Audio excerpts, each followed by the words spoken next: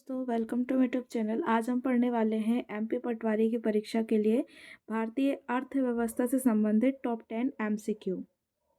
इसमें हमारा first question है, भारत से कौन सा कृषि उत्पाद सर्वाधिक निर्यात होता है?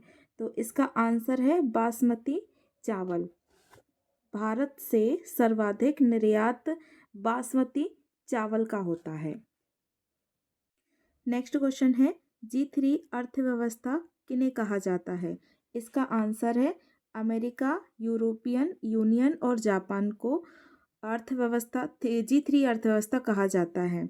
इसका नोट्स है, यूएस, ईयू और जापान की अर्थव्यवस्था G3 अर्थव्यवस्था है। ये दुनिया की 3 बड़ी अर्थव्यवस्था है, इसलिए इन्हें G3 मतलब ग्रेड 3 अर्थव्यवस्था कहा जाता है। नेक्स्ट क्वेश्चन है, ऑटोमोबाइल उद्योग के कारण किस शहर को डेट्रॉइट ऑफ इंडिया कहा जाता है? इसका आंसर है चेन्नई। डेट्रॉइट मिशिगन का शहर है जहां अनेक ऑटोमोबाइल उद्योग हैं। भारत में चेन्नई में मुख्यतः यह उद्योग है, इसी कारण चेन्नई को डेट्रॉइट ऑफ इंडिया कहा जाता है। नेक्स्ट क्वेश्चन है, राउरकेला और दुर्गापुर स्टील प्लांट किस पंचवर्षीय योजना में अस्तित्व में आए? तो इसका आंसर है दूसरी पंचवर्षीय योजना। इसका नोट्स है, दूसरी पंचवर्षीय योजना 1956 से 1961 तक चली। दुर्गापुर स्टील प्लांट 1956 में जर्मनी की मदद से अस्तित्व में आया। राउरकेला प्लांट की स्थापना 1961 में ब्रिटिश की मदद से हुई थी। नेक्स्ट क्वेश्चन है, निम्नलिखित कथनों पर ध्यान दीजिए। तो इसमें हमारा फर्स्ट कथन है, भारतीय मानक ब्यूरो भारतीय मानक अधिनियम 1986 के तहत एक सांविधिक संगठन के रूप में स्थापित किया गया था। और नेक्स्ट कथन है, भारतीय मानक ब्यूरो ने 1947 में स्थापित भारतीय मानक संस्थान ISI की संपत्ति और देनदारियों का अधिग्रहण किया था। इनमें से कौन सा कथन सत्य है, हमें यह बताना है। तो इसमें हमारा फर्स्ट वाला और सेकंड वाला दोनों कथन हमारे सत्य हैं।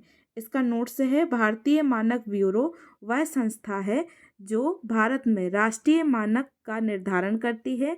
इसका पुराना नाम भारतीय मानक संस्था था, जिसकी स्थापना 1947 में हुई। इसे भारतीय मानक अधिनियम 1986 के तहत एक सांविधिक संगठन के रूप में स्थापित किया गया था, इसलिए इसका मुख्य कार्यालय दिल्ली में है। इसके 5 क्षेत्रीय कार्यालय हैं, 34 शाखा कार्यालय और 8 प्रयोगशालाएं हैं। नेक्स्ट क्वेश्चन है, national research centre for women in agriculture कहाँ है? तो इसका आंसर है भुवनेश्वर में। इसका नोट्स है, national research centre for women in agriculture Bhubaneswar में है। इसकी स्थापना अप्रैल 1996 में हुई थी।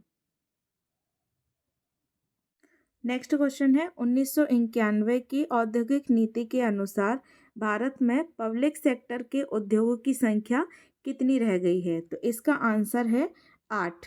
इसका नोट्स है, 24 जुलाई 1991 को भारत की सरकार ने नई उद्योग नीतियों की घोषणा की, जिनका उद्देश्य देश की अर्थव्यवस्था को उन कमजोरियों से बचाना था जो पिछले 4 दशकों में उत्पन्न हो गई थी। इसके अलावा इसका उद्देश्य अंतर्राष्ट्रीय स्तर पर देश की आर्थिक प्रतिभा को बढ़ाना है, आर्थिक वृद्धि करना था।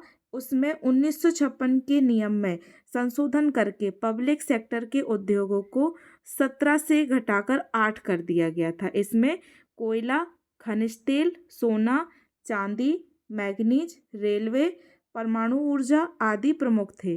वर्तमान में केवल 2 उद्योग रेलवे और परमाणु ऊर्जा सरकारी हैं। नेक्स्ट क्वेश्चन है, निम्नलिखित पर ध्यान दीजिए। फर्स्ट है व्यक्तिगत साहूकार, सेकंड है सहकारी बैंक, थर्ड है प्राथमिक कृषि क्रेडिट सोसाइटीज। तो इसमें से क्या भारतीय मनी मार्केट के अंग हैं, हमें यह बताना है। तो इसका जो आंसर है फर्स्ट, सेकंड और थर्ड, तीनों इसका आंसर है। मतलब यह तीनों मनी मार्केट है। इसका नोट से है, मनी मार्केट वह मार्केट है जहां कम समय के फंड जमा और उधारी होती है, जिनकी परिपक्वता 1 दिन से 1 साल तक की होती है। कम समय की परिपक्वता के कारण इनको आसानी से कैश में बदला जा सकता है।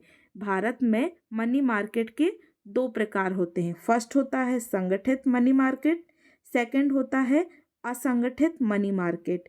असंगठित मनी मार्केट पुराना मनी मार्केट है जिसमें साहूकार आदि आते हैं, जबकि संगठित में DFHI, PSUS, NBFCS जैसे बैंक आते हैं। नेक्स्ट क्वेश्चन है, विनिवेश विभाग किसके अंतर्गत आता है? तो इसका आंसर है वित्त मंत्रालय के अंतर्गत आता है। इसका नोट्स है, विनिवेश विभाग की स्थापना 10 दिसंबर 1999 को एक अलग विभाग के रूप में की गई थी। यह वित्त मंत्रालय के अंतर्गत आता है। नेक्स्ट क्वेश्चन है, निम्नलिखित में से किसे डायरेक्ट डिमांड कहा जाएगा? तो इसका आंसर है स्वेटर।